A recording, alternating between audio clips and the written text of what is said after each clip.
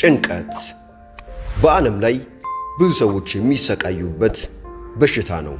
ዛሬ በአጭሩ ስለ ጭንቀት መንስኤዎቹ እና መፍትሄዎቹ የምናወራ ይሆናል። ላይክ፣ ሰብስክራይብ፣ ሼር እያደረጋችሁ አብራችሁን ቆዩ። በዓለም ላይ ከጭንቀት ውጪ ጭንቅላትን የሚያበላሽ ነገር የለም።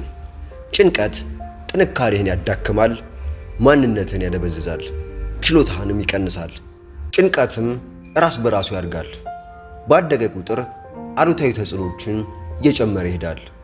አንድ የሚበሳጭ ሰው ራሱን ከመጉዳት በስተቀር የሚያገኘው ጥቅም አይኖርም። የሚታዩት ችግሮች መፍትሄ የላቸውም። በየዕለቱ ያድጋሉ፣ ይጠነክራሉ። በዚህ ሁኔታ ላይ ሰው ለምን ትጨነቃለህ ብሎ መጠየቁ ጭንቀቱን የባሰውን ያባብስበታል። እንደ ቪክተር ዳይመንድ ዘገባ የህይወት ኢንሹራንስ ኩባንያ ያወጣው ስታቲስቲክስ ከ4 እስከ 5 ሰዎች በጭንቀት ከሚሰቃዩት መካከል በአእምሮ በሽታ የሚሰቃዩት መንስኤው ጭንቀት እንደሆነ ይናገራሉ። ጭንቀት አደገኛ የሰው ልጅ የሚያበላሽ በሽታ ነው።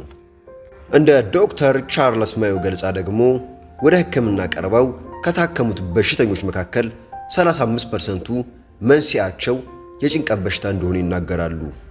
ጭንቀት በአጠቃላይ የደም ዝውውርን፣ የልብ ምትን፣ የነርቭ ሲስተምን፣ የምግብ መፈጨት ሂደትን፣ ስራቸውን በትክክል እንዳይሰሩ የሚከለክል የአእምሮ በሽታ ነው ይላሉ። ጭንቀት የአእምሮ በሽታ ስለሆነ ውጫዊ አካላትን፣ ህዋሳትን በማከም የሚድን በሽታ አይደለም። ጭንቀትን መዳን የሚችለው አስተሳሰባችንን በማስተካከል ነው። ሆኖም ግን ጭንቀትን ለማስወገድ ስናስብ አስበን እስክንደርስ ድረስ ሂደቱ ጊዜ አይሰጥም። አንድ ተመራማሪ ጭንቀትን በ4 ደረጃዎች ይከፍሏቸዋል። አንደኛው ከዚህ በፊት ያልታዩ ግን ይመጡብኛል ብሎ የሚሰጉ ናቸው። እነዚህ ሰዎች 40%ቱን ይይዛሉ። ሁለተኛው ከዚህ ቀደም ይዞት ያሳለፋቸው ችግሮች ግን ምንም ማድረግ ያልቻላቸው ናቸው። እነዚህ ደግሞ 30%ቱን ይይዛሉ። ሶስተኛው ይሆናል ተብሎ የሚጠበቁ በሽታዎችን እያሰቡ የሚጨነቁ ሲሆኑ 20%ቱን ይዛሉ። አራተኞቹ ደግሞ ከዚህ በፊት የገጠሙት እውነተኛ ገጠመኞች ይደርሱብኛል በማለት የሚሰጉ ሲሆኑ 8% እንደሆኑ የሥነ ልቦናው ተመራማሪ ጥናታቸውን ያስቀምጣሉ። ለጭንቀት መፍትሄ ናቸው ተብለው ከተቀመጡ ምክሮች ደግሞ ስንመለከት አንደኛ የምትጨነቅበት ጉዳይ ምን እንደሆነ በደንብ ማጤንና ማወቅ ያስፈልጋል። ሁለተኛው የምትፈራው ነገር ስለምን እንደሆነ መለየት መፍትሄውን ለማግኘት ያግዝሃል። ሶስተኛ ጠላትን ለመለየት መሞከር። አራተኛው በትንሽ ነገሮች ላይ አለመጨነቅ። አምስተኛ በሚያስቡት ነገር ውሳኔን ለመስጠት መሞከር። ስድስተኛ እንደዚህ አይነት ሰዎች ብዙውን ጊዜ ስለ ቤተሰቦቻቸው፣ ስለ ጤናቸው፣ ስለ ስራቸው ከሌሎች ሰዎች ጋር ስለሚኖራቸው ግንኙነት ስለሚያስቡ ከዚህ አይነቱ የሐሳብ ውጥረት ሊላቀቁ ይገባል። ሰባተኛ ሁሉም ነገር የሚታያቸው በአሉታዊ ጎኑ ብቻ ስለሆነ ከዚህ አስተሳሰብ ተላቀው አዎንታዊ አመለካከትን ማዳበር ያስፈልጋል። ስምንተኛ ሁልጊዜ የሚታያቸውና የሚሰማቸው የበታችነትና ፍራቻ ስለሆነ ከዚህ እንዲላቀቁ ራሳቸውን ዝግጁ ማድረግ ያስፈልጋል።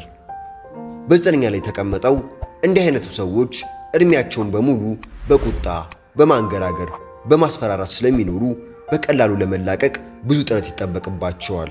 በፍርሃት ምክንያት ለመወሰን የሚፈልጉትን አይወስኑም። ለአብነት አንዲት ሴትን እንውሰድ። በዚህ በሽታ የተለከፈች ሴት ሁልጊዜም ልጅ ጠፋብኝ ብላ የምትፈልግ ለሞት እስኪያደርሳት ድረስ ታስባለች። በዚህ አንጻር ልጆቿ በአካባቢያ ቢኖሩም ይታመሙብኛል፣ ይሞቱብኛል ወዘተ እያለች በሆነ ባልሆነው እየባነነች ለሞት እስኪያደርሳት ድረስ ትጨነቃለች። ይህም በሽታ በራሷ ላይ ብቻ ሳይወሰን በሂደት የማይድነው በሽታ ለልጆቿ ልታስተላልፍ ትችላለች። በአጠቃላይ ጭንቀትን ስንመለከት የሰው ልጆችን ኑሮ የሚያዛባ፣ በስራችን፣ በኑሯችን፣ በማህበራዊ ህይወታችን ላይ ትልቅ አሉታዊ ተጽዕኖ የሚያሳድር መጥፎ ልማድ ነው። ይህንን ልማድ ለመላቀቅ በርካታ ጥረቶች የሚጠይቅ ቢሆንም ከሁሉም በላይ ግን ሁሉም እንደየእምነቱ ወደ መንፈሳዊ ሕይወቱ ቢጠጋ ከአምላክ ከፈጣሪው ጋር ጊዜም ቢያሳልፍ ለጭንቀት መቀነስ ትልቁ መፍትሄ እንደሆነ ጥናቶች ያረጋግጣሉ። ጸሎትን አለማቋረጥ ለጭንቀት ትልቁን መፍትሄ የሚወስድ ጉዳይ ነው። ከጭንቀት ስንላቀቅ አእምሮአችን አዲስ ነገር ማሰብ ይጀምራል። ንጉሥ ሰለሞን እንዳለው ከፀሐይ በታች አዲስ ነገር የለም። ሁሉም ነገር እኛ ላይ አዲስ ይመስላል እንጂ አብዛኛው ሰው ያለፈበት ችግር ነው ሁላችንም የምናልፍበት። ለዚህ መፍትሄው አእምሮን ማዘጋጀት፣ በመንፈሳዊ ሕይወት ጠንካራ መሆን፣ ሁልጊዜም ዝግጁ ሆኖ መኖር ያስፈልጋል። ከጭንቀት ጸርተን አእምሮአችንን በሰላም እንዲኖር እንርዳው። ሰናይ ጊዜ